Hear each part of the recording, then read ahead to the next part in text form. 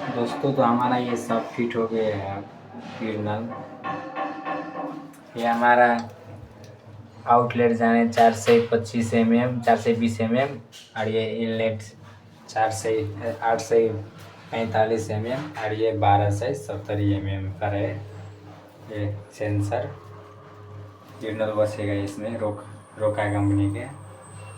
और फिर दूसरा वीडियो में दिखाऊंगा आप और को।